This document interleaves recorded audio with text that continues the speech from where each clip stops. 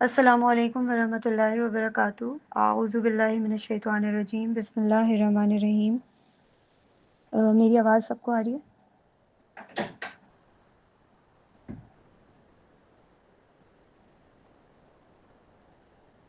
Okay. रब्बिश इश्रह ली सदरी व यस्सिर ली अमरी वहलुल उक़दतम मिन लिसानी यफ़क़हू क़ौली। अल्लाहुम्मा सल्लि अला मुहम्मदिन व अला आलि मुहम्मदिन कमा सल्लैता अला इब्राहीम व अला आलि इब्राहीम इन्नका हमीदुम मजीद। अल्लाहुम्मा बारिक अला मुहम्मदिन व अला आलि मुहम्मदिन कमा बारकता अला इब्राहीम व अला आलि इब्राहीम इन्नका हमीदुम मजीद। अल्लाहुम्मा इन्नी अस्अलुका इल्मन नाफ़िअ व रिज़्क़न तय्यबा व अमलन मुतक़ब्बला। हमारे 5 वीक्स कंप्लीट हो चुके हैं, जैसे कि आप सब जानते हैं, और हम यहाँ पर क्यों हैं, किस लिए हैं, क्या मकसद लेकर यहाँ पर बैठे हुए हैं और जमा हुए हैं, ये जानना बहुत ज़रूरी है हम सबका। तो सबसे पहले first of all let me share the screen. मैं स्क्रीन शेयर करके स्लाइड्स ज़रा शेयर कर लूँ, उसके बाद वेट अ मिनट, 1 मिनट दीजिएगा मुझे, give me a second. Okay, जब तक फ़ाइल लोड हो रही है हम स्टार्ट करते हैं। फ़र्स्टली हम सबको मालूम है कि हम सेशन के स्टार्ट में कौन सी एक्सरसाइज करते हैं। Let's do this. Close your eyes, have a deep breath, take deep breathe in and breathe out, और थिंक अबाउट इट कि आप यहाँ पर क्यों मौजूद हैं। Just start thinking why we are here, why we are here all together, what we are gonna learn, and क्या हम अपनी लाइफ में जो चीज़ें यहाँ से सीख रहे हैं वो कर रहे हैं। अब तक हमने जो कुछ सीखा है पिछले 5 हफ्तों में, हमने क्या सीखा है और कितना अपनी लाइफ में इम्प्लीमेंट उसको किया है। Please kindly close your eyes और टेक अ डीप ब्रेथ। इसको थोड़ा सा करें जब तक ये फाइल लोड हो रही है।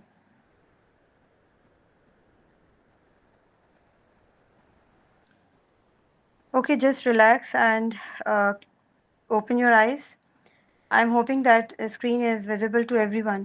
सबको स्क्रीन नज़र आ रही है?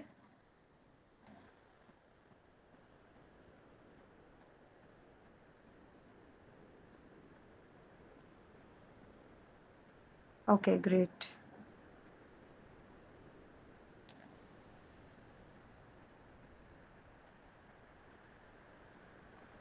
आज हमारा 6th वीक है।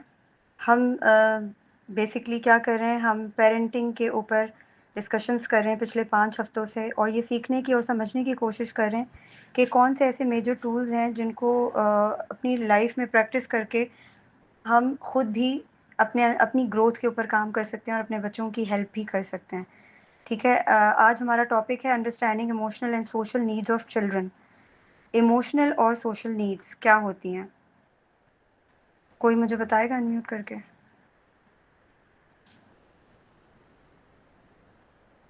अब हम जैसे जैसे एंडिंग की तरफ जा रहे हैं, आई एम रियली होपिंग कि आप काफ़ी कुछ सीख चुके हैं पिछले 5 हफ्तों में। तो मैं ज़रूर इस चीज़ को अप्रिशिएट करूँगी कि जो भी पार्टिसिपेशन ज़्यादा से ज़्यादा होगी, जितनी ज़्यादा पार्टिसिपेशन होगी उतना हम ज़्यादा सीखने की कोशिश करेंगे। व्हाट डू यू थिंक कि इमोशनल नीड्स क्या होती हैं?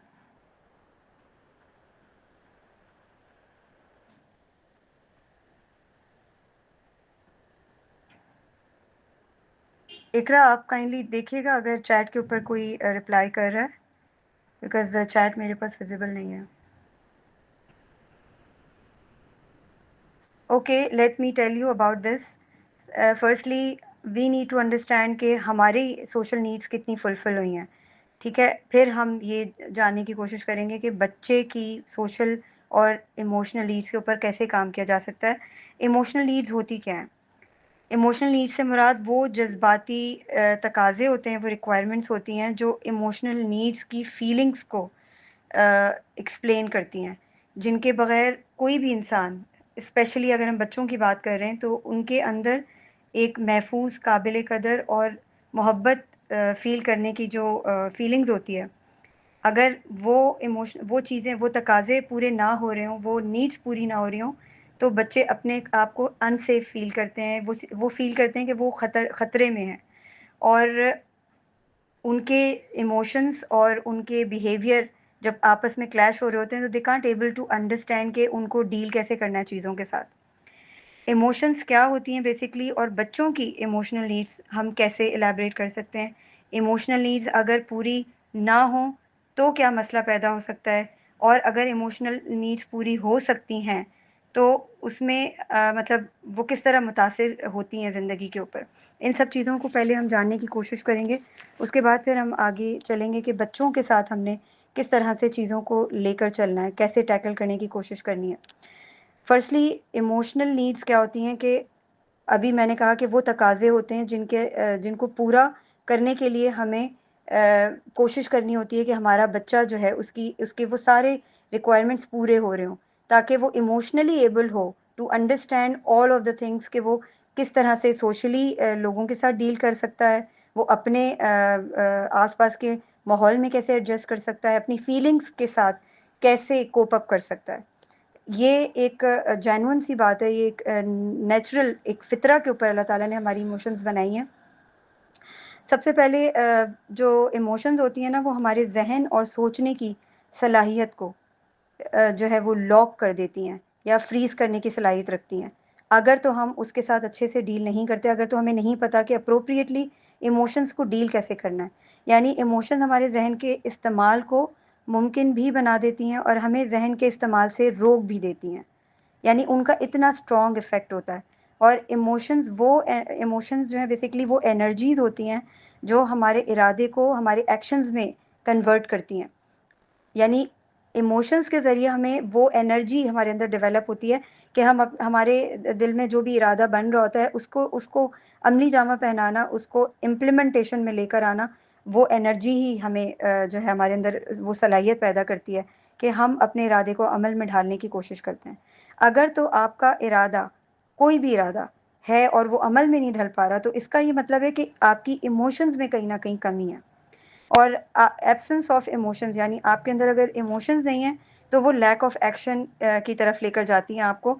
यानी अमल की जो कमी है ना, वो इमोशंस की कमी की वजह से होती है। ये समझने की बहुत ज़रूरत है हमें। फिर दूसरी चीज़ ये है कि हर बच्चा जो है वो उसकी इमोशनल और सोशल नीड्स होती हैं, और यहाँ एक connection before correction builds lasting trust, emotionally attuned parents raise emotionally secure children.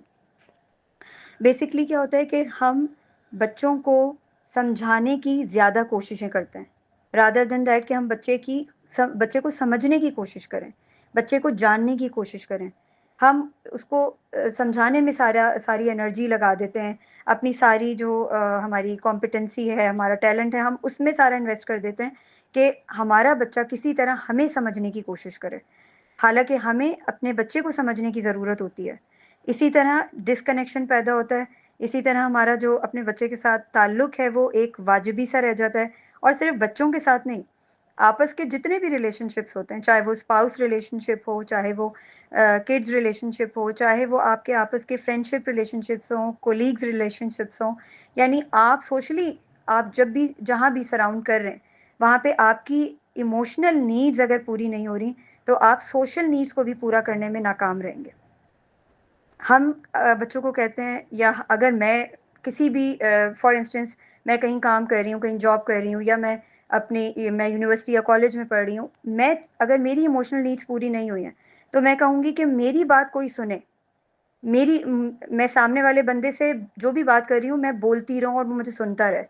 मुझे कोई गर्ज़ ही नहीं है कि सामने वाले को भी कुछ बोलना है या वो भी कुछ कहना चाहता है, उसके भी दिमाग में कुछ चल रहा है, उसके भी कोई आइडियाज़ हैं जो वो शेयर करना चाहता है। इमोशनली एबल जो लोग होते हैं, जिनकी इमोशनल नीड्स बचपन में पूरी हुई हुई होती हैं, इमोशनली इंटेलिजेंट पेरेंट्स उनको रेज़ करते हैं, उनको अच्छी तरह पता होता है कि how to deal with the people in terms of coping up their emotions, कि अपनी इमोशंस को कैसे किस तरीके से टैक्टिकली हैंडल करते हुए उनको अमल की तरफ लेकर जाना है, और लोगों के साथ डील करते हुए उनको पता होना ज़रूरी होता है कि हमने किसके साथ किस तरह डील करना है। अब अगर मैं पेरेंट हूँ और मैं अपने बच्चे को कह रही हूँ, मुझे तुम्हें ये बताना है, मुझे तुम्हें ये सिखाना है, तुमने मेरी ये बात सुननी है, तुमने ये करना है। मैं उसको डिक्टेट तो कर सकती हूँ, बट मैं उसकी इमोशनल नीड्स को फुलफ़िल नहीं कर रही। मैं ये जानने की कोशिश ही नहीं कर रही कि मेरा बच्चा क्या महसूस कर रहा है, उसकी क्या फीलिंग्स हैं, वो कहाँ हर्ट हो रहा है, वो कहाँ खुश हो रहा है, वो कहाँ सैड हो रहा है, ये सब जानना मेरे लिए बहुत ज़रूरी है। बट मुझे उसमें अगर इंटरेस्ट नहीं है तो मैं सबसे ज़्यादा नाकाम पेरेंट हूँ, क्योंकि मुझे खुद इमोशनल नीड्स मेरी पूरी नहीं हुई हुई हैं। इस वजह से मुझे ये पता ही नहीं है कि मैं अपने बच्चे की इमोशनल नीड्स को पूरा कैसे करूँ। तो ये बहुत ज़रूरी है कि इस चीज़ के ऊपर काम किया जाए, सोचा जाए, समझा जाए। बेसिकली क्या होता है कि बहुत हम में से बहुत से लोग हैं, बल्कि आई थिंक सभी लोगों को आसानी से गुस्सा आ जाता होगा। आसानी से हम उदास हो जाते हैं, आसानी से हम हिम्मत हार जाते हैं और आसानी से हम कोई भी मुश्किल डिसीज़न नहीं ले पाते। हमें अपनी ज़िंदगी में कोई भी बड़ा डिसीज़न लेना हो, कोई भी रिस्क लेना हो, हम रिस्क से भागते हैं, रिस्क से डरते हैं। हालाँकि अल्लाह ताला ने जिस तरह से हमें दुनिया में भेजा है, जो हमारे ज़िम्मे काम लगाए हैं, उसमें रिस्क ही रिस्क है और रिस्क लेना मोमिन का शेवा है। मगर हम रिस्क लेने से डरते हैं कि हमारी ज़िंदगी में अगर हम कोई नया स्टेप ले लेंगे तो पता नहीं क्या होगा, पता नहीं कोई नेगेटिव इम्पैक्ट ना आ जाए। हम अपने कम्फ़र्ट लेवल में रहना चाहते हैं। हम बेसिकली क्या करते हैं, अपने कम्फ़र्ट लेवल से निकलना ही नहीं चाहते। हम कहते हैं बस ठीक है ना, मेरी ज़िंदगी में अगर कोई प्रोग्रेस नहीं हो रही तो कोई प्रॉब्लम नहीं है, एटलीस्ट मैं किसी डिज़ास्टर से तो नहीं गुजर रही, मेरे अंदर कोई प्रॉब्लम, मुझे कोई इशू तो नहीं फेस करना पड़ा। लाइक फॉर इंस्टेंस हम बहुत ही आराम तलब और बहुत ही आरामदेह ज़िंदगी चाहते हैं, ऑल्दो कि हम बहुत सफ़र कर रहे होते हैं अपनी अपनी ज़िंदगियों में। I must say every one has like no one has the perfect life. किसी की भी परफेक्ट लाइफ नहीं है, हर किसी की ज़िंदगी में प्रॉब्लम्स हैं, हर किसी की ज़िंदगी में इश्यूज़ हैं। मगर क्या होता है कि सॉल्यूशन की तरफ जाने के लिए जब हमें रिस्क लेना होता है अपनी ज़िंदगियों में, तो हम कभी भी रिस्क की तरफ नहीं जाते, बल्कि हम ऐसे ऑप्शंस की तरफ जाते हैं जो जिसमें हमें पॉजिटिविटी ज़्यादा नज़र आ रही होती है, जहाँ रिस्क के चांसेस कम होते हैं। तो हम प्रेफर भी यही करते हैं कि हम उस तरफ जाएं, ऑल्दो कि हमें वो रिस्क लेना आना चाहिए। फिर क्या होता है कि जब हमारी इमोशनल नीड्स फुलफिल नहीं होती, हम बहुत सफ़र कर रहे होते हैं, हमारी इमोशंस जो है वो उनको एक वे आउट नहीं मिल रहा होता। ठीक है, तो क्या होता है कि हम उदास भी जल्दी जल्दी हो रहे होते हैं, हम हिम्मत भी जल्दी जल्दी हार रहे होते हैं, नाउमीदी भी जल्दी जल्दी आ रही होती है, नाराज़ भी हम हो रहे होते हैं, तो मुश्किल से राज़ी हो रहे होते हैं। अब बहुत से लोग ऐसे हैं जिनकी हम में से बहुत से लोग हैं, बल्कि मैं कहती हूँ हम सभी में बहुत सी खामियाँ। इमोशनल इंटेलिजेंस क्या होती है हमें नहीं पता था कुछ टाइम पहले तक, मगर अब हम ये जानते हैं कि इमोशनल इंटेलिजेंस भी किसी चिड़िया का नाम है और वो उस चिड़िया को के बारे में जानने की कोशिश हम कर रहे हैं। लेकिन अल्लाह ने इंसान बनाया है, गलतियां हमसे हो सकती हैं, लेकिन अगर हम जानने के बावजूद अपनी इमोशनल नीड्स के ऊपर काम नहीं कर रहे, ठीक है, मैं बड़ी हो गई हूँ, आप बड़े हो गए, हमारा हमारा बचपन इस तरह गुजरा है कि हमारी इमोशनल नीड्स फुलफिल नहीं हो सकी, बट अल्लाह ताला ने ये राइट टाइम रखा है कि हमें पता चल रहा है कि हमारी इमोशनल नीड्स पूरी नहीं हुई हैं। इस वजह से हम डेवस्टेटेडली अपने बच्चों के लिए खतरनाक हद तक खतरनाक हैं। क्यों? क्योंकि अगर हम अपनी इमोशनल नीड्स पे काम नहीं करेंगे, अपनी इमोशनल रेगुलेशंस पे काम नहीं करेंगे, हम अपने बच्चों की क्या तरबियत करेंगे? कुछ नहीं कर सकते। तो हमें राइट भी नहीं है कि हम शादी करें, हमें राइट भी नहीं है कि हम बच्चे पैदा करें। पहले हमने अपने इमोशनल नीड्स को के ऊपर काम करना है, उसके बाद सोचना है कि शादी करें और बच्चे पैदा करें। ये बहुत ज़रूरी है। आई नो यहाँ पर जितने भी लोग बैठे हैं उनमें से 1-2 लोगों के अलावा कोई भी पेरेंट नहीं है। They you all of you majority people are future parents. That's why मैं ये बार बार बात कह रही हूँ। Firstly do your work on your growth, कि आपकी इमोशनल रेगुलेशन कितनी हद तक आप उसको कोप अप कर चुके हैं, आपकी इमोशनल नीड्स कितनी हद तक पूरी हो चुकी हैं, तब जाके आप डिजर्व करते हैं कि हाँ ठीक है, मैं I now I can know कि मैं अच्छी पेरेंटिंग कर सकता हूँ या कर सकती हूँ। ये जानना बहुत ज़रूरी है, इसके ऊपर काम करना बहुत ज़रूरी है, बिकॉज रिलेशनशिप किस तरह स्टैब्लिश करने, रिलेशनशिप किस तरह मेंटेन करने, रिलेशनशिप को कैसे एंजॉय करना है, वी नेवर नो। अगर हमें हमारी इमोशनल नीड्स का नहीं पता, तो हमें ये भी नहीं पता चलेगा कि हम रिलेशनशिप में क्या ब्लंडर्स मार रहे हैं, हम क्या डेवस्टेशन क्रिएट कर रहे हैं, डिस्ट्रॉय कर रहे हैं अपने रिलेशनशिप्स को आपस में। तो सबसे स्ट्रॉन्ग रिलेशनशिप पेरेंट चाइल्ड का है। और चाइल्ड तो अगर आप पेरेंट बन जाते हैं तो बच्चा तो होता ही आपके सहारे पर है। अल्लाह सुब्हाना ताला दुनिया में भेजते ही बच्चे को पेरेंट्स के उस पर भेजते हैं, उनकी जिम्मेदारी पे भेजते हैं। अल्लाह की अमानत होता है बच्चा। तो आप जब, if you are thinking that you are not able to fulfill your relationships right now, अगर आपको ये लगता है कि आपके relationships आपके सराउंडिंग के लोगों के साथ बेहतर नहीं है, उनको बेहतर करने की कोशिश करें बिफोर दैट कि आप ये सोच रहे हैं कि you would get married and you would have children. ये बहुत ज़रूरी है, क्योंकि बहुत हमने हमने दीन और दुनिया को बहुत हल्का ले लिया है। हमने दीन और दुनिया को जो हल्का लिया हुआ है ना, उस हल्केपन को भारी करने के लिए हमें अपने आप को ये रिमाइंडर देना बहुत ज़रूरी है कि आखिरत आखिरत में हमसे सबसे बड़ा सवाल जो है ना, इसी बात का लिया जाएगा। ये याद रखिएगा। तो हमने सबसे पहले क्या काम करना है? हमने सबसे पहले ये करना है कि हमने ये देखना है कि मेरा बचपन कैसा गुजरा है, उस बचपन में इमोशनल और सोशल नीड्स पूरी हुई हैं कि नहीं हुई हैं। मुझे कनेक्शन से पहले करेक्शन, मेरे साथ इस तरह का बिहेवियर अपनाया गया या नहीं अपनाया गया? क्या मैं इमोशनली इंटेलिजेंट पेरेंट्स के थ्रू रेज हुई हूँ या नहीं हुई हूँ? मेरे अंदर क्या प्रॉब्लम्स हैं, मेरे अंदर क्या फ्लॉज हैं?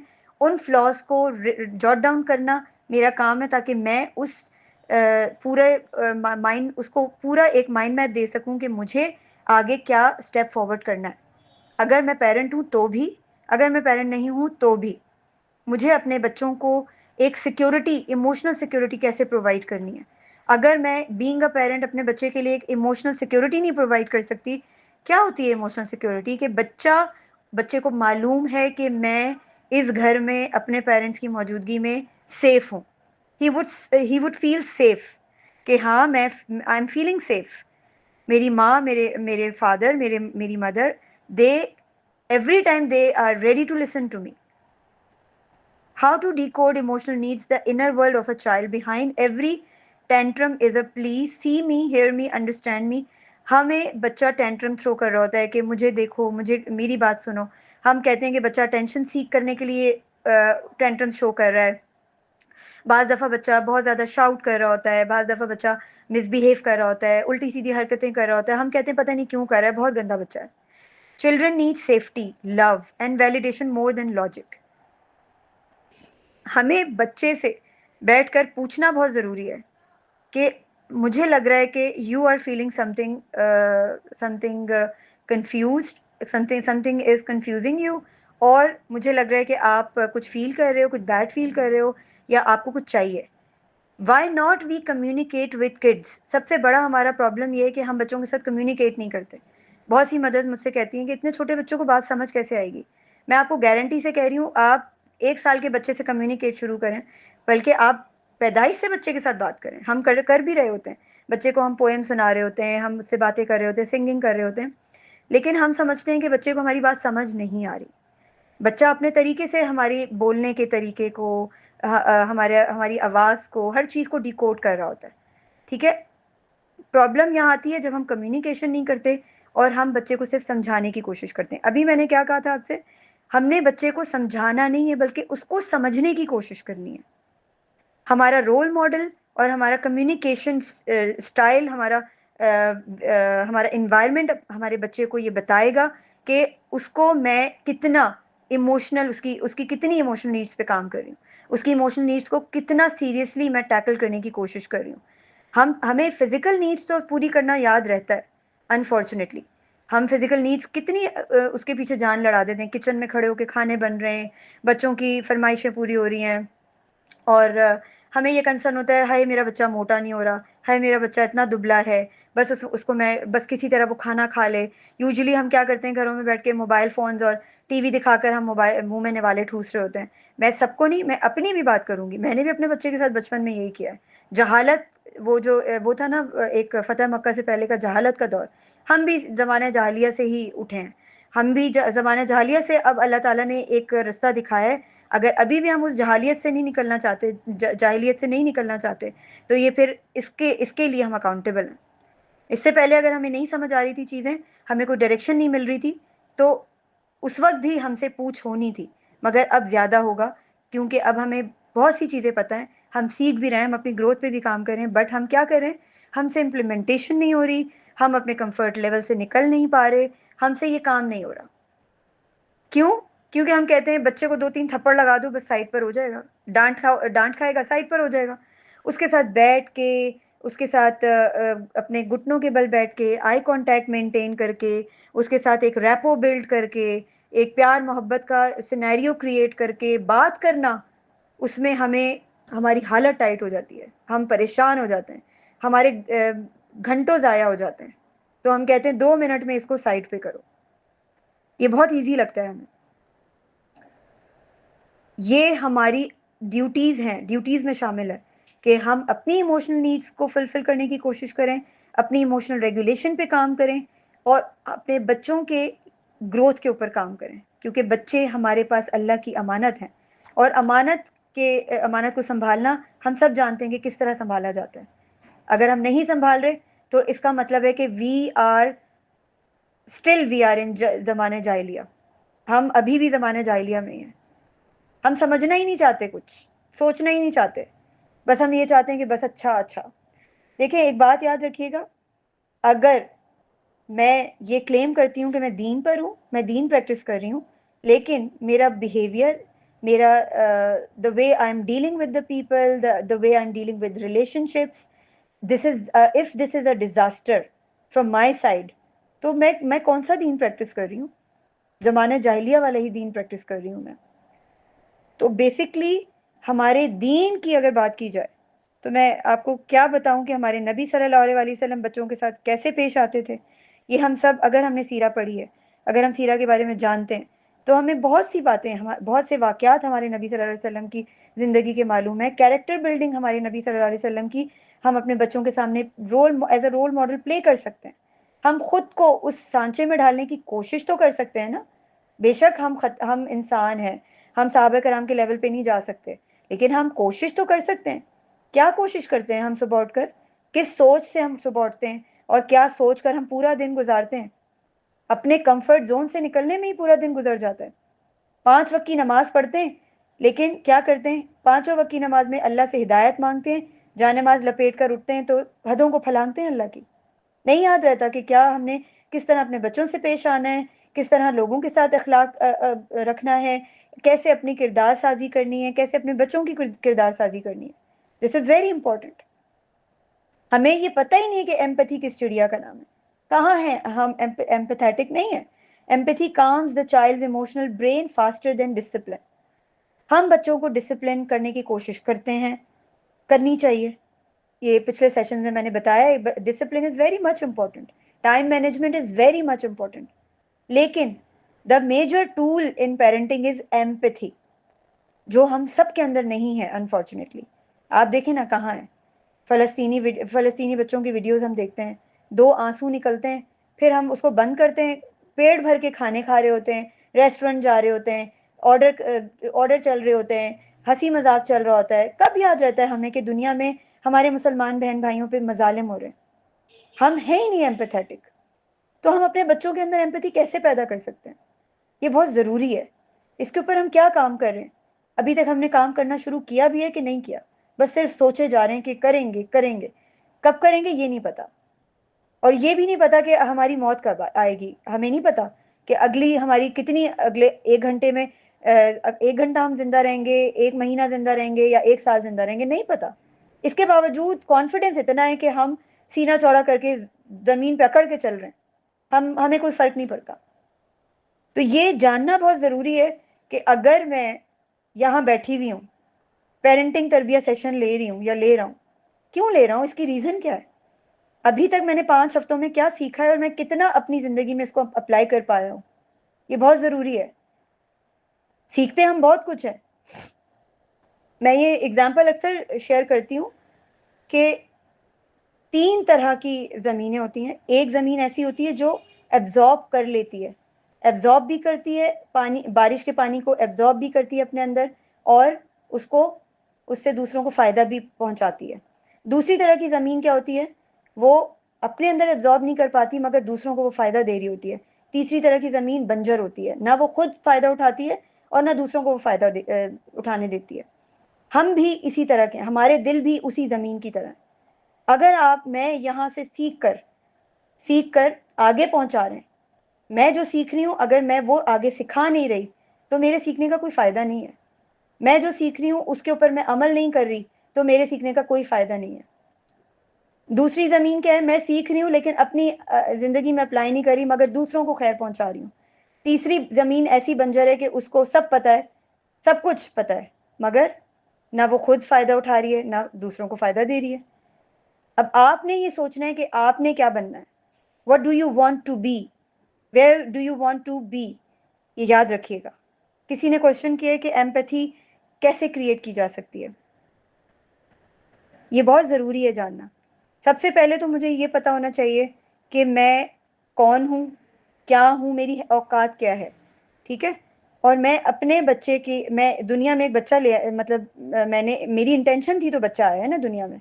अब वो बच्चा आ गया है तो मैं उसके साथ कर क्या रही हूँ, कौन सा सलूक, किस सलूक से मैं उसके साथ बिहेव कर रही हूँ, ये बहुत ज़रूरी है।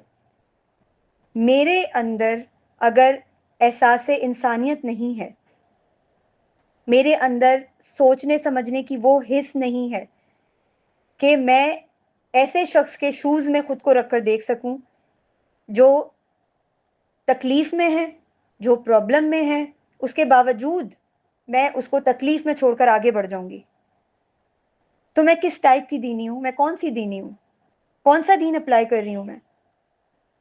क्या हम में से कोई, हम में से हर कोई सोचे हमारी आपकी जात से रोज किसको फायदा होता है। क्या कभी हमने बाहर निकल के ढूंढने की कोशिश की है, कभी हमने अपने आसपास देखने की कोशिश की है। हम तो अपनी जात से ही बाहर नहीं निकल पाते। हमें अपनी फैमिली और अपने घर वालों की परेशानियों ही से जान नहीं छूटती कि हम बाहर कहाँ जाएं और किसकी मदद करें। एक बात याद रखिएगा, अल्लाह सुब्हाना तआला ने हमें दुनिया में भेजा इसीलिए, एक दूसरे के काम आने के लिए।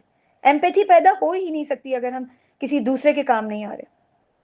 मेरी आपकी जात से किसी तीसरे शख्स को फायदा हो रहा है कि नहीं हो रहा, चाहे वो इल्म की फॉर्म में हो, चाहे वो रिस्क की फॉर्म में हो, चाहे वो पैसे की फॉर्म में हो, चाहे चैरिटी की किसी भी फॉर्म में हो, एक तसल्ली और एक दिलासा और एक अच्छा जो वो है मशवरा, इसकी फॉर्म में भी हम लोगों की मदद कर सकते हैं। देर आर मल्टीपल वेज, लेकिन करें तो हमारे पास तो टाइम ही नहीं है, हमारे पास तो फुर्सत ही नहीं है। हमारे अंदर एम्पैथी कैसे पैदा होगी जब हम दूसरों के बारे में सोचते ही नहीं है। हमारी सोच अपनी जात से शुरू होती है और अपनी जात पे खत्म हो जाती है। हमारा मसला ही ये सारा। नबी अकरम सल्लल्लाहु अलैहि वसल्लम की मैं आपको एक हदीस सुनाती हूँ। हज़रत अनस बिन मालिक बयान फरमाते हैं, नबी अकरम सल्लल्लाहु अलैहि वसल्लम एक दिन हमारे घर तशरीफ़ लाए। उनके छोटे भाई थे हज़रत अनस बिन मालिक के, अबू उमैर नाम था उनका। उनके पास एक परिंदा था जिससे वो खेलते थे। एक दिन वो परिंदा मर गया। तो जब नबी सल्लल्लाहु अलैहि वसल्लम तशरीफ़ लाए तो उन्होंने बच्चे को उदास देखा और मुस्कुरा कर हमारे नबी सल्लल्लाहु अलैहि वसल्लम क्या करते थे, घुटनों के बल बैठ के बच्चों की तरफ पूरी तरह घूम कर और आंखों में आंखें डाल के बात करते थे। हम में से कितने लोग हैं जो रिश्तों को इस तरह से ट्रीट करते हैं? नहीं करते। हमें आता ही नहीं है, ना हम करना चाहते हैं, ना हम विलिंग हैं करने में। हमारे नबी सल्लल्लाहु अलैहि वसल्लम ने मुस्कुरा कर उस बच्चे से पूछा, ए अबू उमैर, तुम्हारे नन्हे परिंदे का क्या हुआ? अब आप सोचें कि अगर हमारे बच्चे कभी ऐसा महसूस करें, नबी सल्लल्लाहु अलैहि वसल्लम ने बच्चे के गम को महसूस किया और उसके जज्बात को अहमियत दी। आप सल्लल्लाहु अलैहि वसल्लम ने ना उसको डांटा ना टोका, बल्कि हमदर्दी और मुस्कुराहट से और नरमी से उसके दिल का बोझ हल्का किया, उसके गम को मिटाने की कोशिश की, उसके आंसू साफ किए। अब हम अपनी एग्जाम्पल ले लेते हैं। अब मिसाल के तौर पर बीइंग अ पेरेंट, कोई हमारा बच्चा जो है उसका खिलौना या कोई पालतू जानवर खो जाए या कोई परिंदा ही मर जाए, तो हम क्या कहते हैं? हम कहते हैं तुम उदास लग रहे हो, ये कहते हैं हम नहीं कहते। हम कहते हैं अरे ये तो सिर्फ परिंदा था, अरे ये तो सिर्फ खिलौना था, क्या हो गया है, कोई बात नहीं, चिल करो, और खिलौने आ जाएंगे और परिंदे आ जाएंगे। अब बताएं यहां से हमारा बच्चा एम्पैथी कैसे सीखेगा? हमें क्या कहना चाहिए था जब बच्चा अपना खिलौना या पालतू जानवर खोता है? तो हमें ये कहना चाहिए तुम उदास लग रहे हो, मुझे बताओ तुम्हारे परिंदे के साथ क्या हुआ। हम अनफॉर्चुनेटली ना सीरा को पढ़ते हैं ना समझते हैं, समझ पढ़ भी लें तो हम पढ़ के भूल जाते हैं। हम हक नहीं अदा करते, जैसे हम कुरान का हक नहीं अदा करते। कुरान को पढ़ते हैं लेकिन समझते नहीं हैं, समझते हैं लेकिन जिंदगी में अप्लाई नहीं करते, अनफॉर्चुनेटली। ये बहुत बड़ा डिजास्टर है हम लोगों के साथ। अल्लाह ताला हमारे हाल पर रहम करे और हमें सोचने समझने की सलाहियत हमारे अंदर पैदा करे। अब आप मुझे ये बताएं, आपकी हम सब की जिंदगियों में कोई ऐसी चीज होगी जिसकी बड़ी इंपॉर्टेंस होगी, लेकिन जब वो बेकार हो जाती होगी तो हम उसको उठा के फेंक देते होंगे। क्या हमने कभी उस चीज को उठाकर उसका शुक्रिया अदा किया है? आप लोग हंसेंगे कि ये चीज से क्यों हम थैंक यू बोलें। देखें, अगर हम कोई एक ऐसी चीज जो जिसने हमारी मदद की किसी भी तरीके से, बेशक वो इंसान नहीं है, लेकिन क्या हम उसको सामने रखकर अल्लाह सुब्हाना ताला के लिए उसका शुक्रिया अदा नहीं कर सकते? हमारा बच्चा देख रहा है कि हमारे घर में ये चीज यूज होती थी, अब ये चीज यूजलेस हो गई है, बेकार हो गई है, और फिर भी मेरी मम्मा जो है इसको उठा के इसका शुक्रिया अदा कर रही हैं, क्योंकि इसने हमारे ये काम किए, इसने अब तक हमारी ये मदद की है।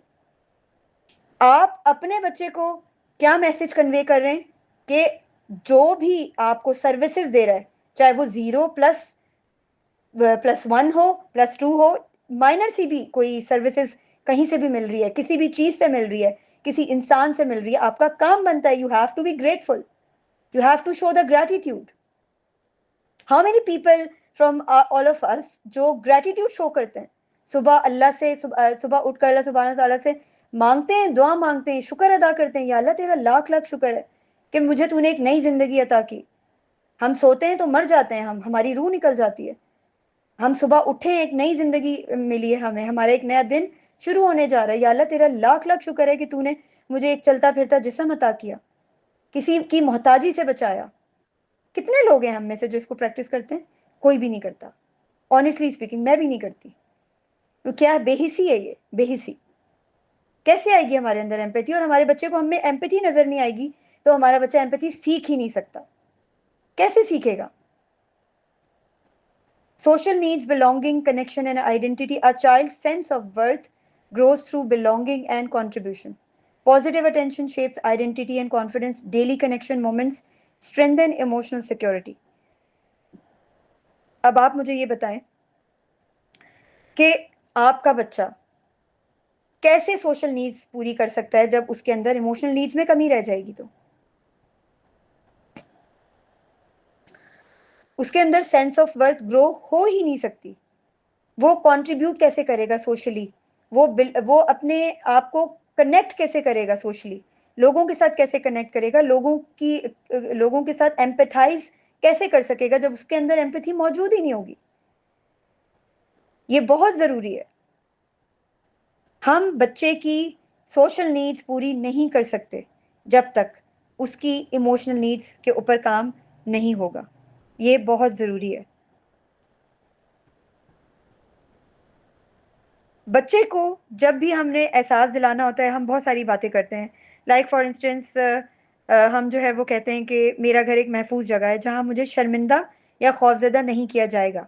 ये बच्चा कहता है, बच्चा सोचता है कि ये मेरा घर है, ठीक है, और ये एक महफूज पनाहगाह है जहाँ पे मुझे ना जज किया जाएगा, ना मैं यहाँ पे खौफजदा होऊंगा, ना मुझे किसी से कोई खतरा होगा। उसकी एग्जाम्पल कैसे होती है कि अगर बच्चा रात को डर जाता है तो हम क्या कहते हैं? इतने बड़े हो गए हो, शर्म नहीं आती डरते हुए? अंधेरे से डरते हो? क्या हो गया बेटा, आप तो बहुत बड़े हो गए हैं, you are grown up now. बच्चा उसके बाद क्या डरता भी है तो वो नहीं कहता, क्योंकि हमने उसको जज कर लिया। इसके बजाय हम बच्चे को ये भी कह सकते हैं कि मैं तुम्हारे साथ हूं, अल्लाह हमारी हिफाजत करता है, हमें अल्लाह पे ट्रस्ट होना चाहिए। जब मैं बच्चे अपने बच्चे के साथ कनेक्ट कर रही हूँ, मैं बच्चे की इमोशन को वैलिडेट कर रही हूँ कि तुम जो सोच रहे हो वो गलत नहीं है, वो फितरी बात है। अल्लाह सुब्हाना ताला ने फितरा पे इंसान की ये इमोशंस बनाई हैं। इधर इट वुड बी गुस्सा, उदासी, नाकामी, मायूसी। आपने बच्चे की जब आप ब्रॉटअप कर रहे हैं तो बच्चे के अंदर ये सब डेवलप हो रही हैं। उनको टैकल कैसे करना है, उनको रेगुलेट कैसे करवाना है बच्चे से, this this is what you better know being a parent. If you chose that you have to be a parent, अगर आपने ये चूज किया है कि आपको पेरेंट बनना है, तो आपको ये भी चूज करना होगा कि आपको पेरेंटिंग आनी चाहिए। अगर आपको पेरेंटिंग नहीं आती तो खुदा शादी ना करें, बच्चे ना पैदा करें, बच्चों के साथ ज्यादती ना करें। पहले अपनी अपनी ग्रोथ के ऊपर काम करें, अपनी सेल्फ रेगुलेशन के ऊपर काम करें, अपने आप को खंगालें, अपना एनालिसिस करें, who am I, from where I came from. मैंने अपना चाइल्डहुड जो गुजारा है उसमें बहुत सिकनेस थी, उसमें बहुत प्रॉब्लम्स थी, उसके बहुत ट्रॉमास हैं। अगर उन ट्रॉमास से आप पीछा नहीं छुड़ा पा रहे तो फिर आप आगे ना बढ़ें, पहले पीछे के जख्मों को हील करने की कोशिश करें। पीछे के जख्म हील नहीं होंगे, आप आगे नहीं बढ़ सकते। आगे बढ़ेंगे तो अगले लोगों को नुकसान पहुंचाएंगे, अगले लोगों को डबल जख्म पहुंचाएंगे, डबल तकलीफ देंगे। ये ना करें।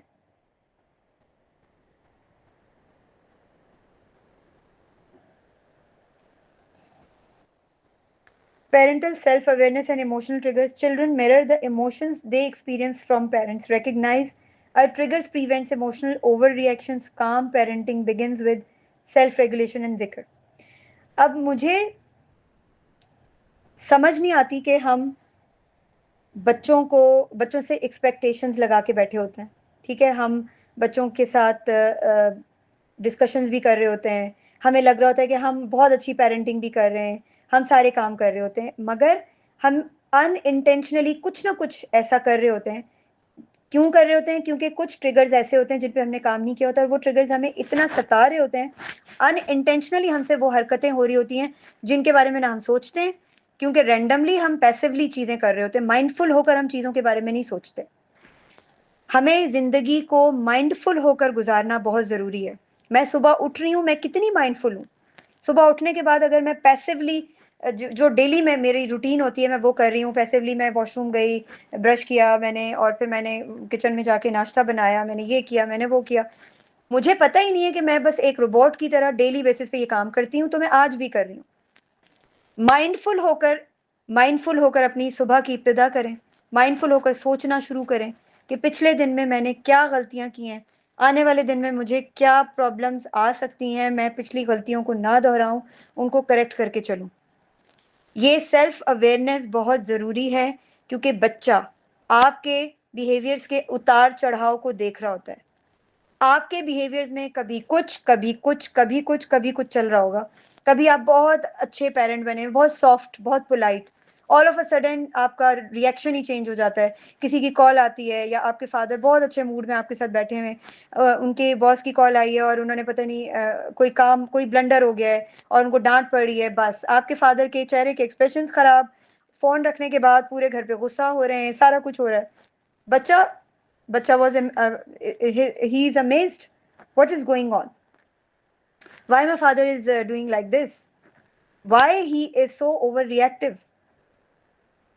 We need to understand how the way we are uh, reacting towards the child.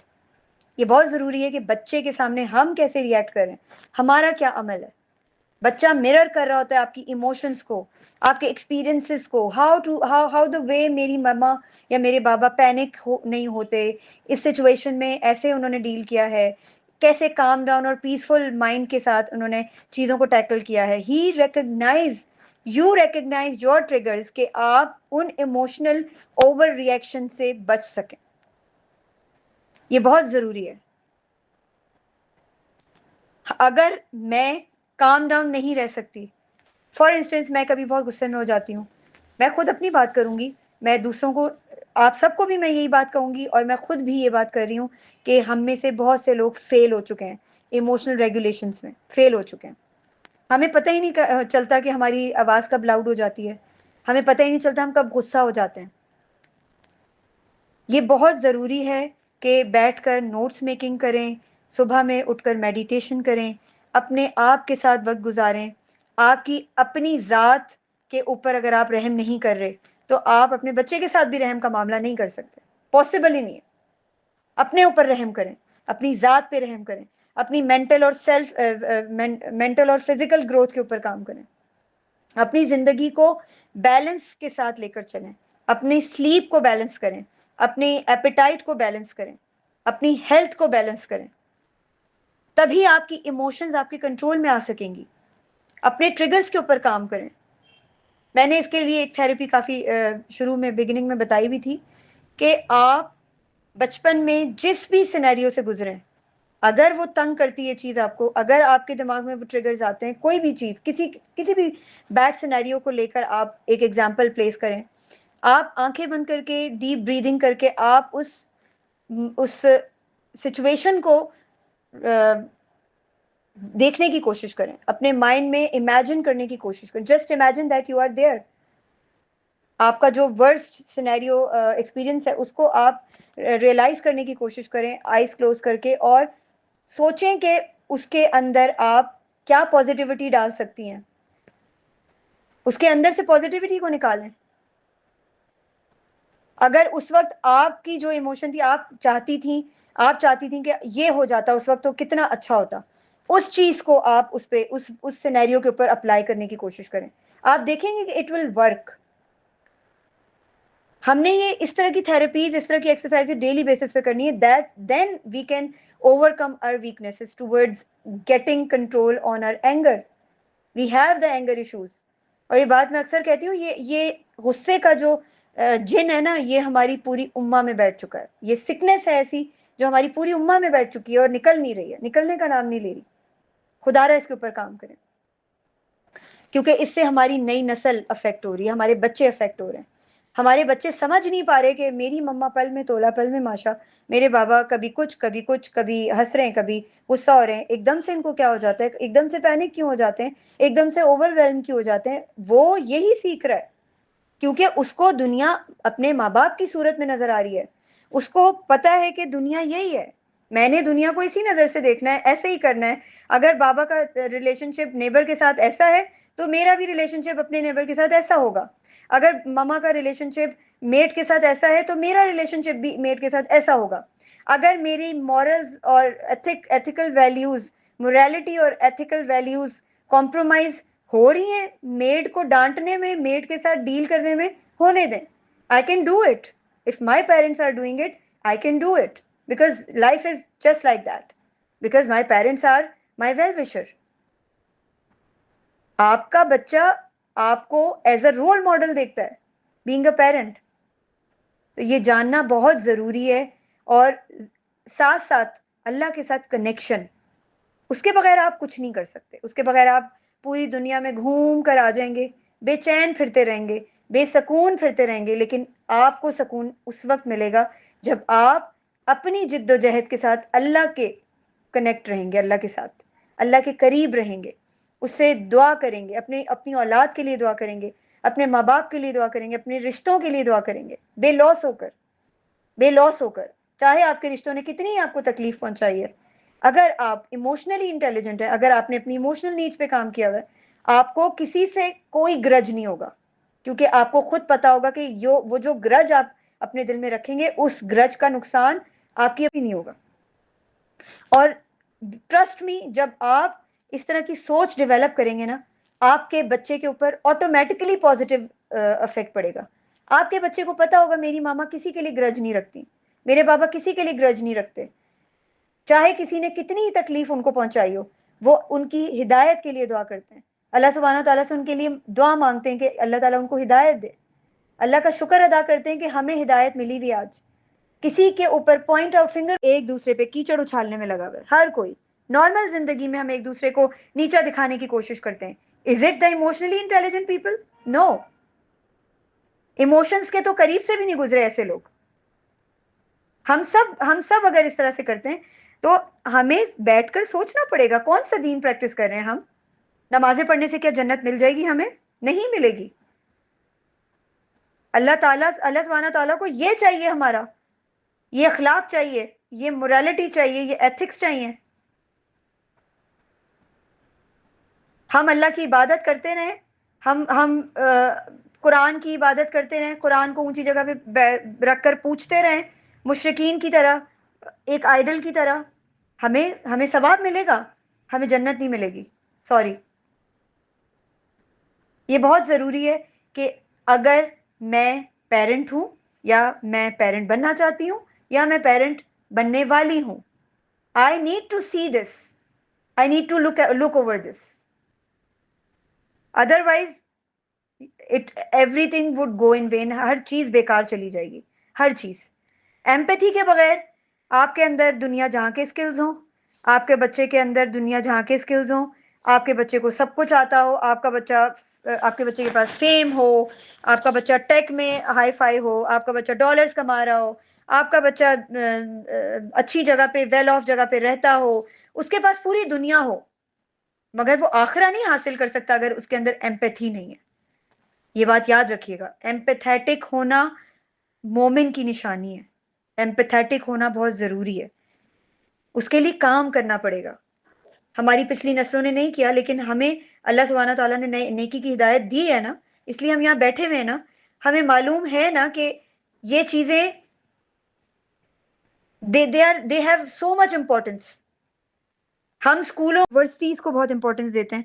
Why not हम इन चीज़ों को क्यों इम्पोर्टेंस नहीं देते? पेरेंटिंग एक कंप्लीट पैकेज है जिसको सीखना बहुत ज़रूरी है। उनमें से एक मेजर टूल के बारे में अभी सिर्फ मैं बात कर रही हूँ, वरना और बहुत कुछ है, बहुत कुछ।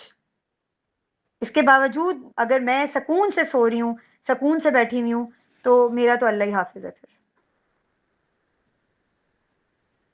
मैं फिर अपने लिए सिर्फ मैं अगर ये समझ रही हूँ, गलतफहमी में मुब्तला हूँ कि मैं नेकी और हिदायत है मुझे मिली हुई है, और इसके बावजूद मैं अपने कंफर्ट जोन से निकलने के लिए बहाने तलाश कर रही हूँ, जस्टिफिकेशंस तलाश कर रही हूँ।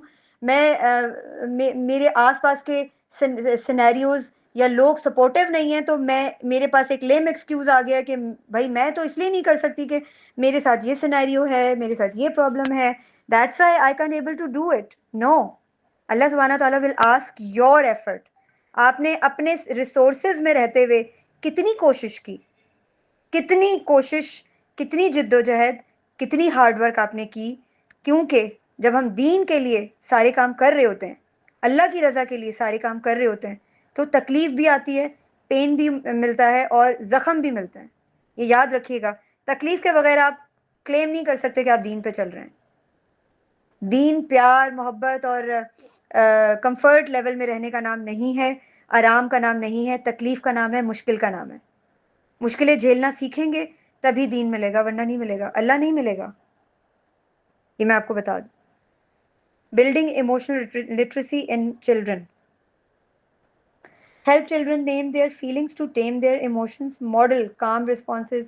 Your tone teaches emotional control. Mirror neurons reflect peace when you practice patience. हमारे बच्चों को गुस्सा आ रहा है, हमारे बच्चे सैड हो रहे हैं, हमारे बच्चे खुश हो रहे हैं, एक्साइटेड हो रहे हैं, और डिफरेंट काइंड ऑफ इमोशंस उनकी डेवलप हो रही हैं। मगर अगर मुझे नहीं पता कि उनके नाम क्या हैं, या मैं अपने बच्चों से उनके ऊपर बैठकर कम्युनिकेट नहीं कर रही, तो मेरे बच्चे को नहीं पता कि मैंने अपनी इमोशन को एक्सप्रेस कैसे करना है, मैंने अपनी इमोशंस को दिखाना कैसे है। अपने बच्चे को गाइड करना, उसको स्ट्रक्चर बनाकर देना आपका काम है। क्या स्ट्रक्चर? इमोशनल स्ट्रक्चर कैसा होना चाहिए? यानी आप ये सोचें कि कुरान पाक में अल्लाह सुब्हानहू तआला फरमाते हैं, और हमने इंसान को सबसे बेहतरीन सूरत में पैदा किया। यानी इंसान की इज्जत, कदर और एहसास, एहतराम उसकी तख्लीक का हिस्सा है।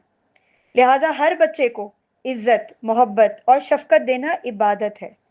अगर मैं अपने बच्चे को ये नहीं बता रही कि उसकी जो इमोशन है वो फितरी तकाजा है, और मैं उसको रिस्पेक्ट नहीं दे रही, उसको मैं मोहब्बत से उसके साथ पेश नहीं आ रही, उसके साथ मैं शफकत से पेश नहीं आ रही, तो इसका मतलब है कि मेरी नमाजें अल्लाह ताला मेरे मुंह पे मारेंगे। क्योंकि ये भी एक इबादत है कि मैं अपने बच्चे को शफकत से पेश आ रही हूँ, तो वो मुझसे शफकत सीख रहा है। मैं अपने बच्चे के साथ एम्पथाइज कर रही हूँ, तो वो मुझसे एम्पथी सीख रहा है। मैं अपने बच्चे पे शाउट कर रही हूँ, येल कर रही हूँ, I am the worst parent towards my child, तो मैं अपने बच्चे की, मुझसे बड़ा दुश्मन कोई हो ही नहीं सकता मेरे बच्चे का। क्योंकि मैं अपने बच्चे को माशरती दरिंदा बनाने में लगी हूँ। अगर मैं अपने बच्चे के अंदर एम्पैथी नहीं पैदा कर रही, तो वो माशरती दरिंदा ही बनेगा। आप देखें ना, हॉस्पिटल्स में चले जाएं, इमरजेंसी में देखें, लोग मर रहे होंगे, लेकिन डॉक्टर्स कहेंगे प्लीज आप फीस जमा कराएं, फिर आपको एंटर होने देंगे। लोग मर रहे होंगे। आप बताएं, ये माशरती दरिंदा नहीं है? डॉक्टर मसीहाई के पेशे को माशरती दरिंदगी बना दिया। क्या है दीन? कौन सा दीन? 5 वक्त के नमाजी, तहज्जुद गुजार डॉक्टर्स ये काम कर रहे हैं, नमाजें पढ़ रहे हैं, तहज्जुद भी पढ़ रहे हैं, लेकिन अल्लाह के बंदों को कह रहे हैं कि पहले फीस जमा कराओ, पैसे के बगैर बात नहीं बनेगी। पैसा होगा तो तुम्हारा इलाज होगा, वरना जाओ मरो।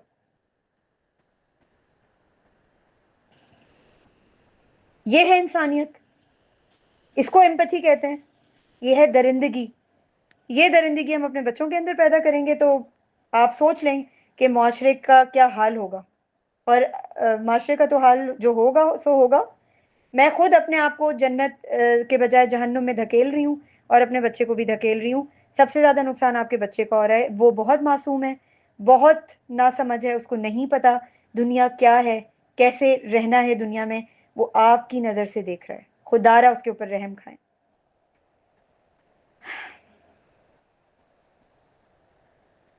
Reflection and home task for emotional growth.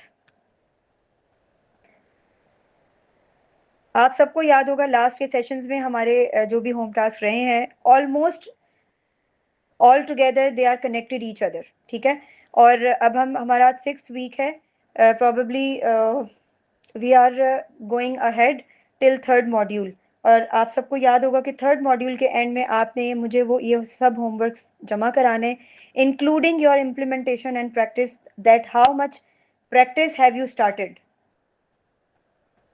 ये मैंने आप लोगों से रिपोर्ट लेनी है। बाकी अल्लाह सुब्हाना ताला हम सब के लिए आसानी का मामला करें, हम सबको अपने कंफर्ट जोन से निकलने में हमारी मदद फरमाएं, हमें तौफीक दें कि हम ये जो गरम नरम बिस्तरों से निकलने की कोशिश कर रहे हैं लेकिन फिर पड़ जाते हैं, हमसे नहीं उठा जाता, हमसे अपनी नींदें कुर्बान नहीं हो रही, हमसे तकलीफ नहीं बर्दाश्त हो रही, तो हम क्या करेंगे? हमारे लिए फिर दोज़ख ही रह गई है, जहन्नुम रह गई है, ये याद रखिएगा। How did I connect emotionally with my child today. Reflect करें इसको डेली कि आप अपने बच्चे के साथ इमोशनली किस तरह से कनेक्ट होते हैं। डेली बेसिस पे चेकलिस्ट में रखें इसको। प्रैक्टिस एम्पैथी बिफोर एडवाइस और करेक्शन। हमारा बच्चा कुछ भी कर रहा होता है, हम उसको करेक्ट करना अपना फर्ज समझते हैं।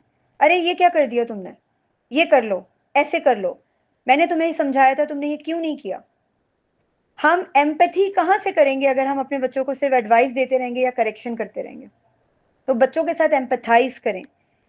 अगर बच्चा गिर गया है, चोट लग गई है, उसको बोलें, हम क्या कहते हैं, अरे अरे कुछ नहीं हो, कुछ नहीं हो, कोई बात नहीं, कोई बात नहीं बेटा, ठीक हो जाएगा, ठीक ठीक हो जाएगा। लेकिन आप उसको बताएं कि yes I know something has happened, कुछ हुआ है। हम बैठ के बात करते हैं, क्या हुआ है, कितनी चोट लगी है, how much pain you are feeling, I can understand. Try to validate, acknowledge करें कि बच्चे को पता हो कि मेरी इमोशन को एक्सेप्ट किया जा रहा है, मेरी इमोशन को वैलिडेट किया जा रहा है, मुझे जज करके रिजेक्ट नहीं किया जा रहा या मुझे फारिग नहीं किया जा रहा। एंड ईच डे विद दुआ, gratitude and heart connection with Allah सुबहाना ताला। जब हम अल्लाह के साथ कनेक्ट करते हैं, ट्रस्ट मी, अल्लाह सुबहाना ताला never leaves you alone, never leaves you alone.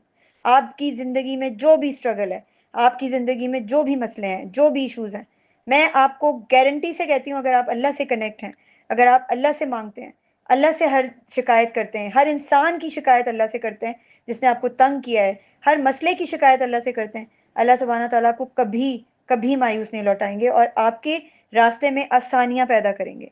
आसानियां ऐसी पैदा करेंगे कि आपकी सोच है, ऐसे ऐसे जरिए बनाएंगे कि आपको समझ नहीं आएगी कि कहाँ से ये जरिया आ रहा है। इसलिए खुदारा खुदारा, अभी हमारे पास वक्त है, आज और अभी और इसी वक्त से अपनी जिद्दोजहद को स्टार्ट करें, अगर नहीं किया तो। जज़ाकल्लाह खैर। अल्लाह सुब्हाना तआला हम सब के लिए आसानी का मामला करे। किसी का कोई क्वेश्चन है तो प्लीज़ आप कर सकते हैं।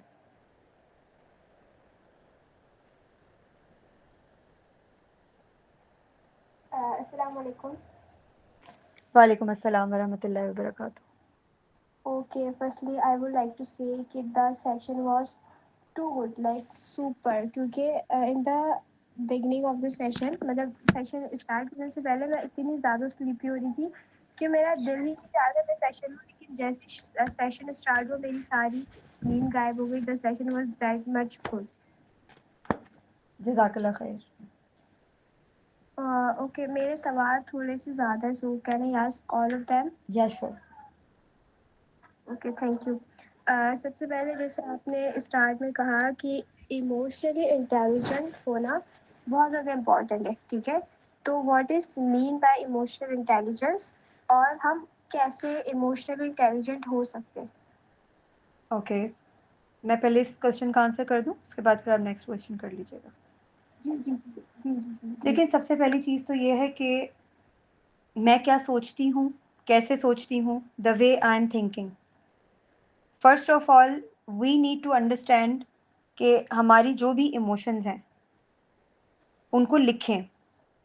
इमोशनल इंटेलिजेंस, इमोशनली इंटेलिजेंट होने का मतलब ये होता है कि मुझे पता है कि मुझे गुस्सा आ रहा है, ठीक है, कितनी इंटेंसिटी से आ रहा है, किस तरीके से मैंने उसके ऊपर काम करना है, किस तरीके से मैंने उसके ऊपर उसके साथ डील करना है, ठीक है। अगर मैं इमोशनली इंटेलिजेंट हूँ, I can easily figure out कि सामने वाला बंदा जो है वो किस किस प्रॉब्लम के अंदर खड़ा हुआ है।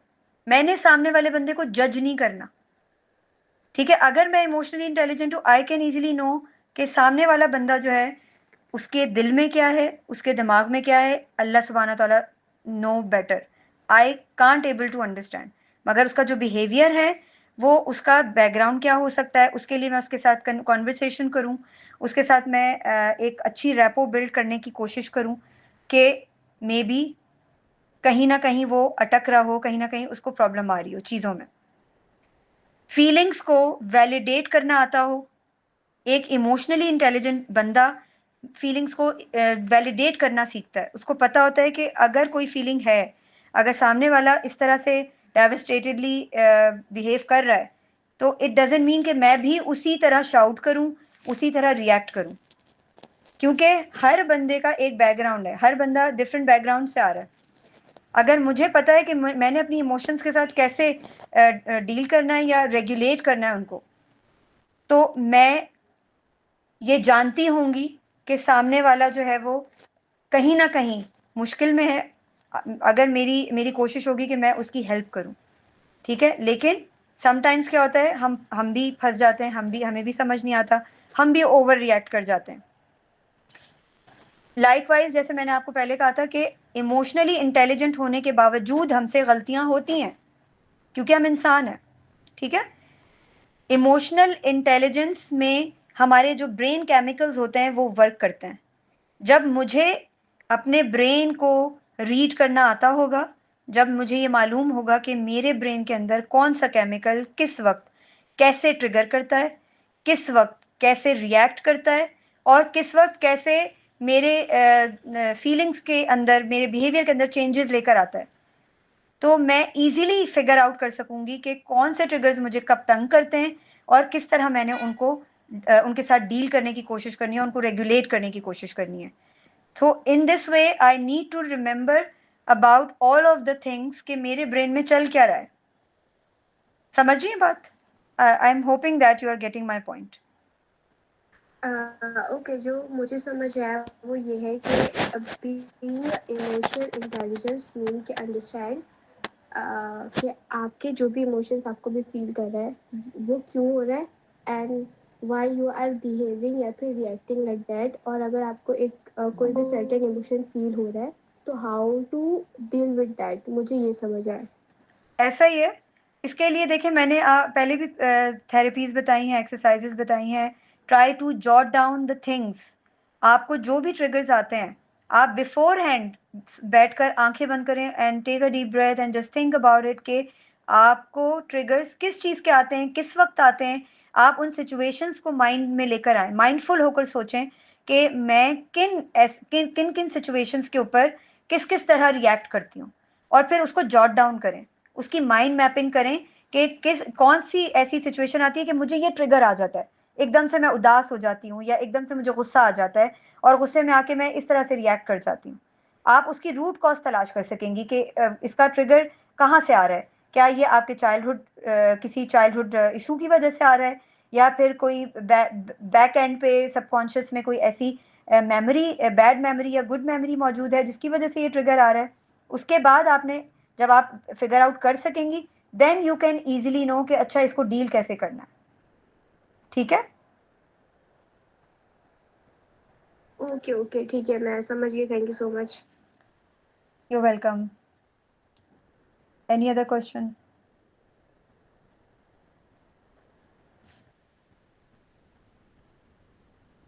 ओके, तो जो मेरा दूसरा सवाल था ना वो सब आपने इसी में कवर कर दिया, एंड वो सवाल था मेरा हाउ टू, लेकिन उसके अलावा मेरा एक सवाल था, जैसे अभी हम इमोशनल फुलफिल की बात कर रही थी आप, तो जैसे अगर एक कोई पर्सन है, ठीक है, और उसको उसको अभी पता नहीं है कि उसकी इमोशनल जो नीड्स है वो फुलफिल हुई है कि नहीं, और अगर नहीं हुई है तो उसके जो असर है वो लाइक उसके बिहेवियर में दूसरों के साथ ना दिखे।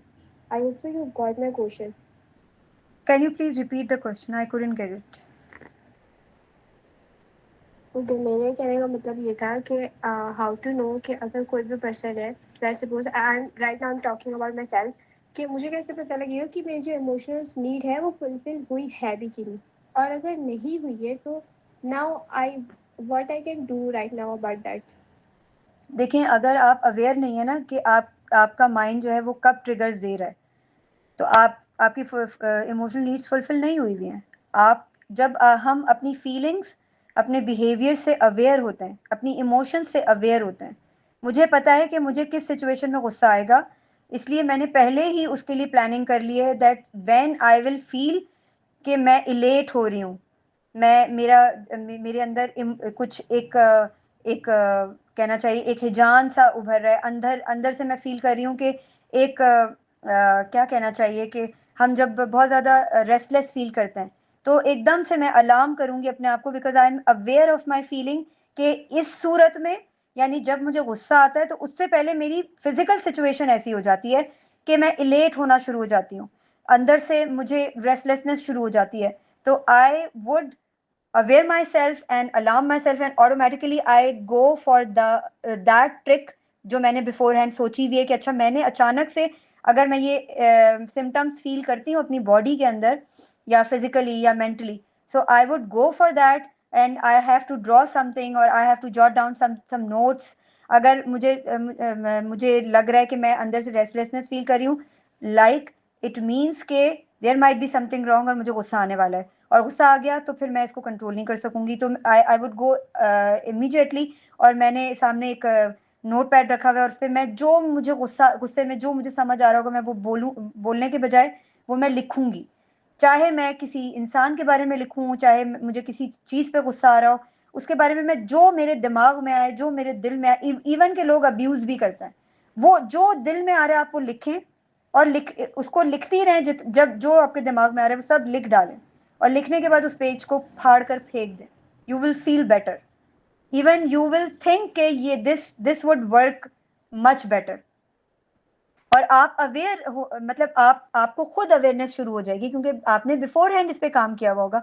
जैसे मैंने आपको बताया कि in the morning time you need to work on your self, you need to give your time, take out some time for you, for only for the sake of your mind set, for the sake of your emotional needs, कि आप उसके ऊपर working कर रही हैं, jot down कर रही हैं चीज़ों को, सिचुएशन आप लिख रही हैं, अपनी फीलिंग्स लिख रही हैं कि अच्छा ठीक है मुझे इस सिचुएशन में ये गुस्सा आता है और मैं क्या करती हूँ, मेरी बॉडी जो है ना इस तरह से रेस्टलेसनेस पे आ जाती है, या मैं शिवर करना शुरू कर देती हूँ, या मेरा मुंह रेड हो जाता है, या मेरे कानों से धुआं निकलना शुरू हो जाता है, मेरे बाल खड़े हो जाते हैं, लाइक दिस।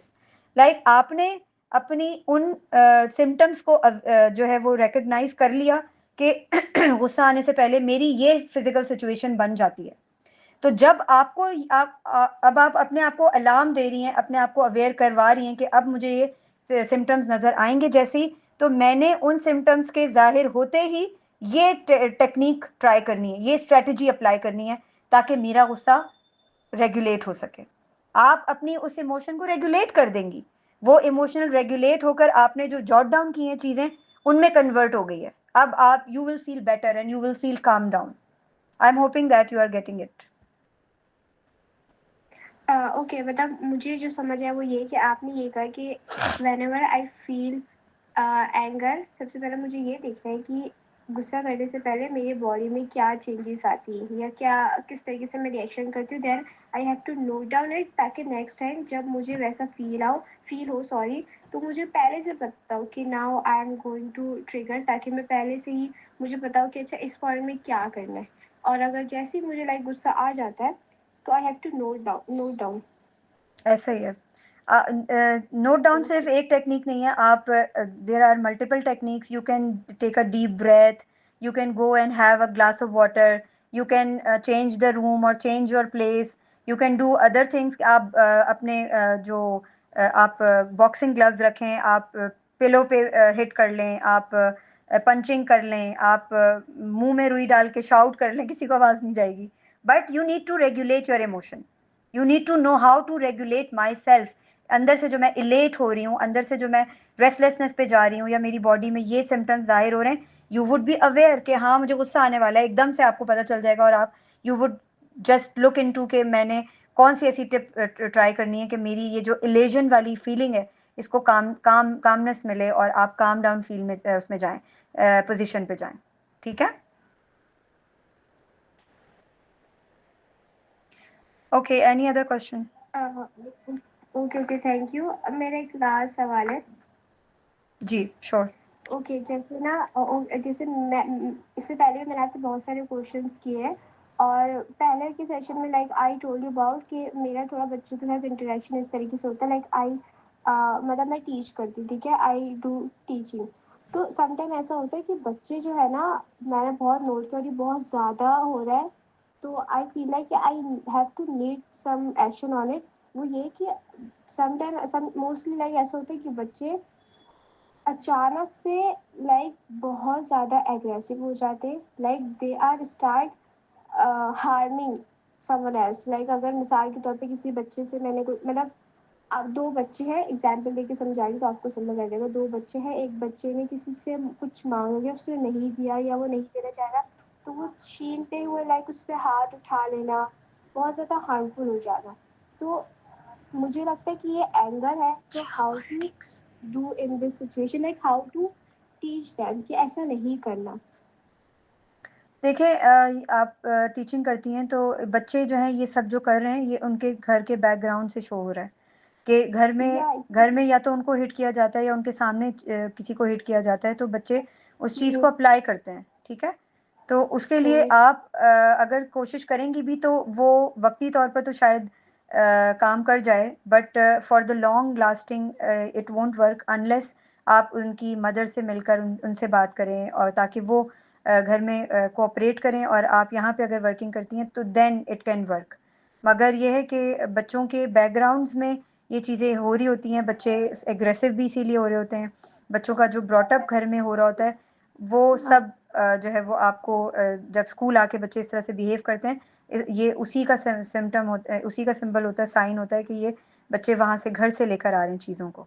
आप उनको बैठकर उनकी थेरेपी के अकॉर्डिंग उनको समझा नहीं सकती हैं आप, क्योंकि बच्चे समझ मतलब वो वाली एक कम्युनिकेशन उस वक्त वर्क करती है जब आप बच्चे को एज अ रोल मॉडल भी चीज़ें समझा रहे होते हैं. आप एज अ टीचर बच्चों के साथ एक्टिविटी बेस्ड काम कर सकती हैं, बट आप बच्चे को बैठकर ये नहीं कह सकती कि बेटा ये नहीं करना, ये अच्छी बात नहीं है, ये बात उसके समझ नहीं आएगी. ठीक है. क्योंकि वो जो देख रहा है अपने घर में या वो ऑब्जर्व कर रहा है या what ever it is happening with him in the at home, तो वो सब चीज़ें वो उस जो एक्सपीरियंस कर रहा है उसको इम्प्लीमेंट भी करने की कोशिश कर रहा है. ठीक है. इसके लिए या आप उसके बच्चों के जैसे मदर से. हाँ. Thank you for clearing that, क्योंकि इस अभी मैंने यही किया था, लाइक जब जब मैंने उनको पहले ही बिहेवियर देखा, तो मेरे माइंड में भी फर्स्ट थिंग यही आई थी कि this is too much, like वो बहुत ज़्यादा एक्स्ट्रा एग्रेसिव हो जाते हैं. नॉर्मली बच्चे होते हैं लेकिन नॉर्मल होते हैं, लेकिन वो एक्सट्रीम लेवल वाले जब एग्रेसिव हो जाते हैं, तो मेरे माइंड में भी पहले ये है कि this is what they are learning from their home. तो इससे मैं ज़्यादा कुछ तो ऑब्वियसली नहीं कर सकती हूँ, क्योंकि घर पे वो 24 घंटे यही देख रहे तो बाहर भी यही करेंगे. But what I do is कि जस्ट मैं उनको कामली बिठा के समझाने की कोशिश करती हूँ कि आपने ये नहीं करना, ये गलत है, and you have to promise me this कि आप ये नहीं करोगे. बट आई डोंट फील कि ये काम करने वाला है, क्योंकि ऑब्वियसली वो घर से आ रहा है उनके माइंड में. ये कहना ये आपकी जो आप इस तरह से कहेंगी वो उन पे असर नहीं होगा.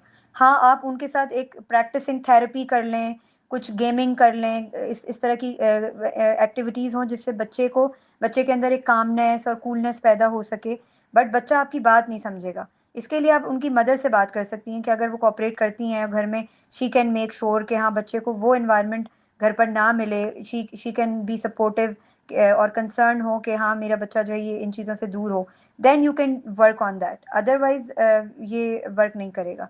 हाँ, आप एज अ टीचर आप अपनी रिस्पॉन्सिबिलिटी फुलफिल कर सकती हैं कि आप for the sake of child आप उसके साथ कुछ ऐसी एक्टिविटीज़ और थेरेपीज़ अप्लाई कर सकती हैं जिससे मे बी कि बच्चा थोड़ा काम डाउन हो, थोड़ा ठहराव फील करे या इस तरीके से। ठीक है, okay, thank you so much. You welcome. Ji Hifza, आपने हैंड रेज किया हुआ है आई गेस।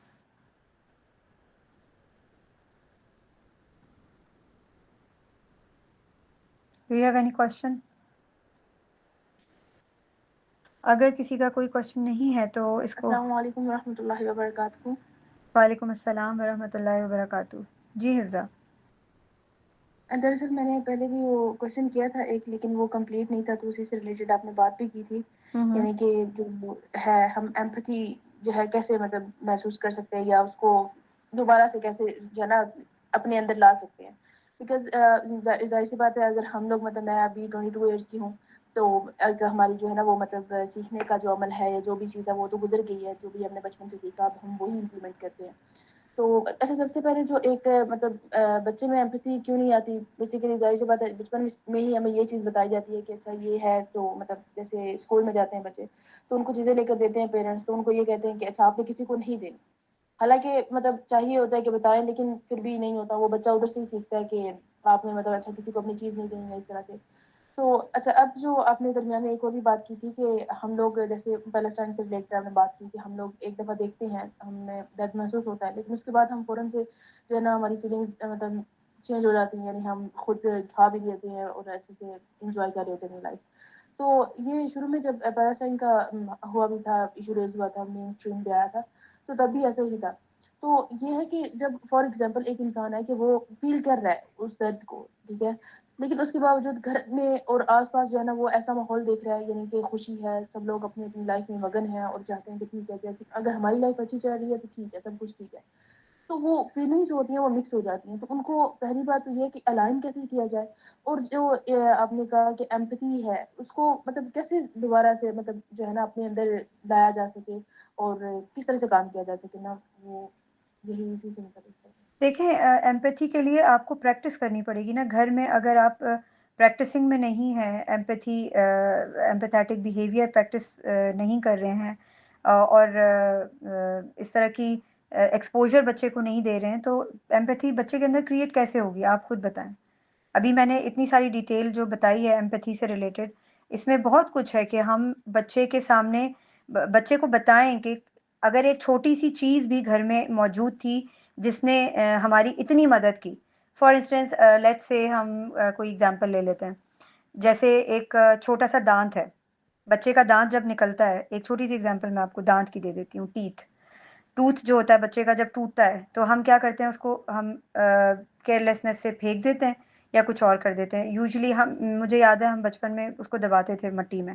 अब ऐसा नहीं होता, अब लोग फेंक देते हैं या वट एवर इट इज़। आपके पास ये गोल्डन चांस है, you should have to show your child that much empathy कि ये टूथ आपका जो है इसने आपकी कितनी मदद की। आप जब खाना खाते थे तो उसको च्यू करने में ये कितनी मदद करता था। अल्लाह सुब्हाना ताला ने कितना एक कीमती चीज़ आपके मुंह में पैदा की थी कि अब ये टूट गया है। इसने कितनी आपको सर्विसेज दी हैं। Thanks to him, thanks to it कि आप इस चीज़ का, इस टूथ का आप शुक्रिया अदा करें, ग्रैटिट्यूड शो करें कि अल्लाह सुब्हाना ताला ने ये टूथ अगर आपके मुंह में नहीं पैदा किया होता तो आप च्यू करने में आपको मसला होता। इस तरह की बहुत सी ढेरों एग्जाम्पल्स हैं जो हम अपने घर में प्रैक्टिस कर सकते हैं। जी, बिल्कुल, वो आपका मतलब पॉइंट ठीक है, लेकिन मैं बस अपने लिए बात कर रही हूँ, यानी कि I am not a mother, I am unmarried.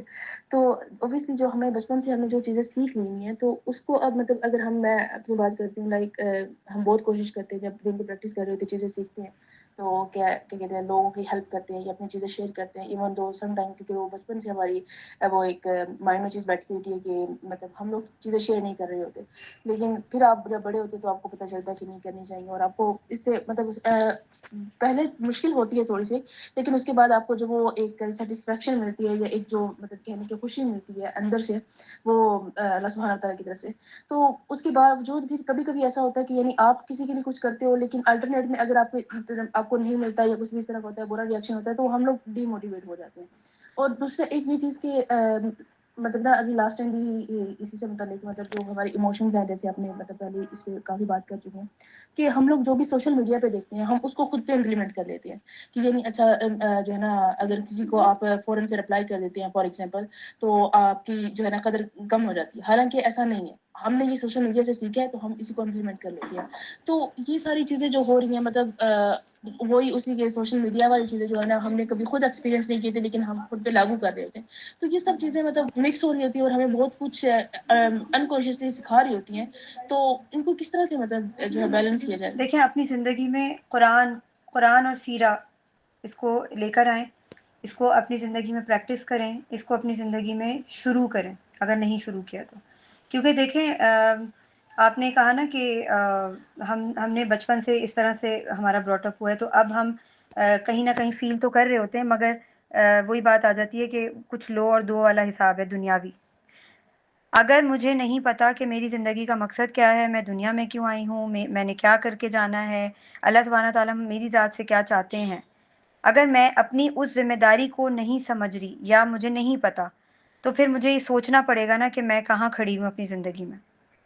आपको ये बात मालूम है, आप खुद इस बात को एडमिट कर रही हैं कि हमारा ब्रॉट अप इस तरह का हुआ है, इस वज़ह से अभी हम ये सोचते भी हैं, फिर भी हम कहीं न कहीं बायस हो जाते हैं, ठीक है? एम आई राइट? तो कहने का मकसद जी ये है कि जी आप अपने आप को कुरान से जोड़ें, सीरा से जोड़ें। कुरान की एक आयत को डेली पॉन्डर करना शुरू करें। कुरान की एक आयत जब पढ़ना शुरू करेंगे तो हमें पता चलेगा कि हमारी ज़िंदगी कुरान के बगैर नामुकम्मल है। अनफॉर्चुनेटली हम सोशल मीडिया से तो जुड़े हुए हैं, लेकिन हम कुरान और सीरा से नहीं जुड़े हुए। हम कुरान पढ़ते भी हैं तो हम क्या करते हैं, हम पढ़ के बस उसको रख देते हैं। ज़्यादा से ज़्यादा तर्जुमा पढ़ लेते हैं, बट उसको समझने की कोशिश नहीं करते कि अल्लाह सुब्हाना ताला क्या हमसे कहना चाह रहे हैं। कुरान पाक में अल्लाह सुब्हाना ताला हमसे बात कर रहे हैं, वो क्या बात कर रहे हैं, क्या कहना चाह रहे हैं, हमें वो समझना पड़ेगा। नमाज़ में कहते हैं, नमाज़ जब हम पढ़ते हैं तो हम अल्लाह से हम बात कर रहे होते हैं। हम अल्लाह से अपनी शिकायतें, अपनी दुखड़े रो रहे होते हैं और अपनी बात कर रहे होते हैं। कुरान में अल्लाह ताला हमसे बात कर रहे हैं। कुरान को सीखने की कोशिश करें, उसके साथ कनेक्ट होने की कोशिश करें और सीरा को सीखने की कोशिश करें, तो आपको आपके बहुत सारे क्वेश्चंस खुद ही रिज़ॉल्व होते हुए नज़र आएँगे। आपकी जो गिरहें लगी हुई हैं, नॉट्स लगी हुई हैं आपकी सोच के दायरों में, वो टूटती हुई नज़र आएँगी, खुलती हुई बल्कि नज़र आएँगी। वो आपको समझ आना शुरू हो जाएगा कि अच्छा ठीक है, मैंने बचपन में ये हम लोगों ने सीखा है, अल्लाह सुब्हाना ताला हमसे ये चाहते हैं। हमारे पेरेंट्स ने हमारी इस तरह तरबियत की, अल्लाह सुब्हाना ताला हमारी ऐसी तरबियत चाहते थे। नहीं हो सकी अनफॉर्चुनेटली हमारी वैसी तरबियत। अब हमने खुद अपनी तरबियत करनी है कुरान और सीरा की रोशनी में इंशाअल्लाह ताला। I hope you got it. जी, इंशाल्लाह, जज़ाकल्लाह खैरन कसीर। बारकल्लाह फ़ीक।